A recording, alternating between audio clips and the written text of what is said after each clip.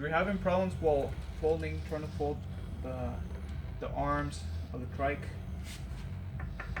see right here, it's really tough for you to hold.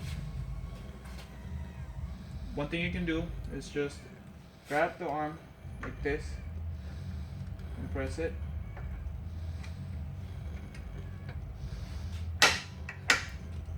Yeah.